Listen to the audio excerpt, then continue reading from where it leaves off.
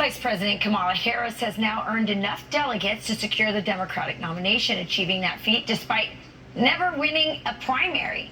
But you won't hear Harris talking about it. She still hasn't held a formal press conference since emerging as the presumptive nominee.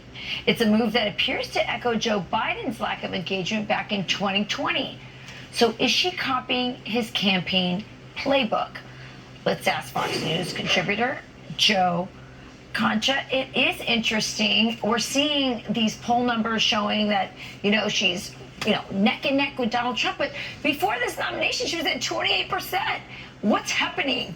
Precisely. I'm glad you brought up the approval rating because there's a new one out this morning. 39% job approval rating. That's in Reuters, Ipsos, yet she's the greatest candidate ever. And isn't it ironic that the party that says only it can save us and save democracy has a candidate that in 2020 didn't receive one vote as a presidential candidate, and now in 2024, to your point, not one vote. And the media doesn't seem to care because they're dusting off the pom-poms too much. And it's just amazing that there is zero accountability for this candidate that has changed positions more than, Dirk Diggler, and no one seems to care.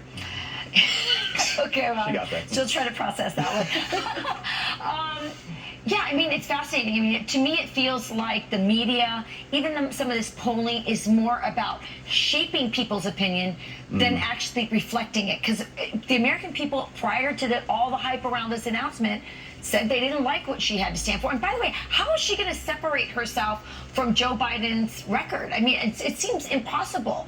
Yes, on inflation, that jobs report we got yesterday. Or she's not the borders are. I mean, how are they going to get away with this stuff? Or her own past comments, right? She has said she wants to ban fracking. It's on video, 100% behind it. End fossil fuels, abolish ICE, opposes border wall construction, supports sanctuary cities, supports biological men playing against biological women in sports. We saw how it worked out in boxing in the Olympics. This is a person who says she wants to end all private health insurance, all while giving free health care to illegals. I could go down the list in terms of crime, defund the police, and so on, but this is a record that it will only come out, Rachel, if there is a debate between Donald Trump and Kamala Harris on this network. Donald Trump agreed to it for early September. Right. That's the only way all of this comes out, because the media, she's not going to do one interview with anybody resembling an actual journalist. You'll find Liz Cheney poolside at Mar-a-Lago before you find Kamala Harris doing a press conference. That I do know.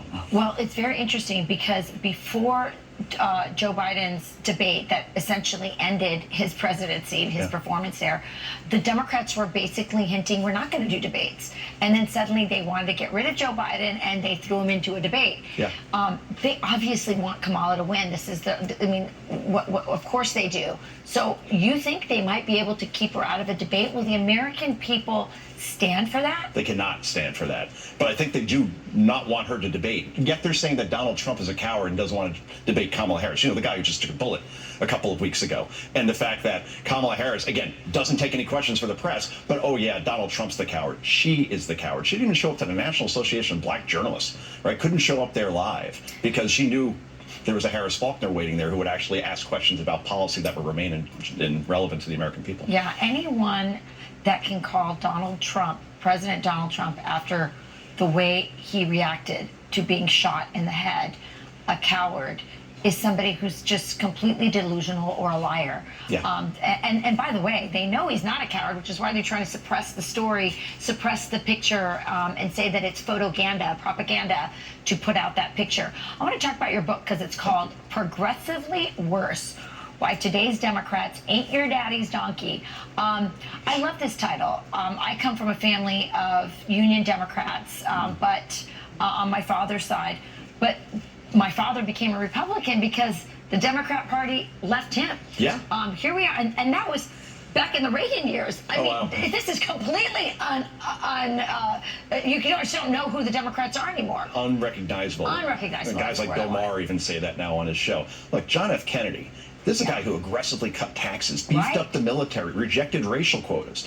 We had a Democrat. Went after the intelligence state, was against wars. That's exactly right. Which the Democrat Party seems to be in favor of these days. A lot of them. They're very much the party of war. We actually had a Democratic president in our lifetime who was pro-life. Imagine that. Yes. Jimmy Carter, right now, that they're practically extinct within the party as far as being pro-life. The last one died, the last one that was a pro-lifer was in Pennsylvania, and he's gone. That's right. But Bill Clinton, I think, is the biggest contrast, because this is a guy who actually was smart enough to work with Republicans like Newt Gingrich.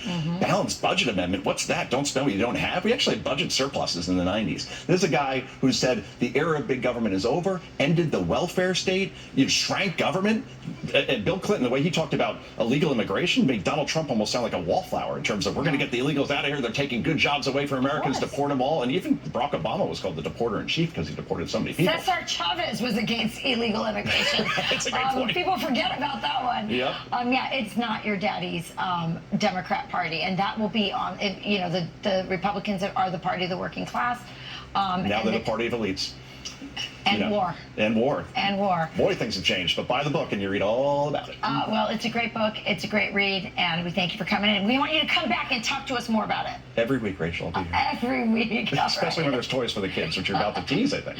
I know. All right, we're celebrating National Play Outside Day with the summer's newest toys. We'll meet you outside next with Joe Concha's Beautiful Kids.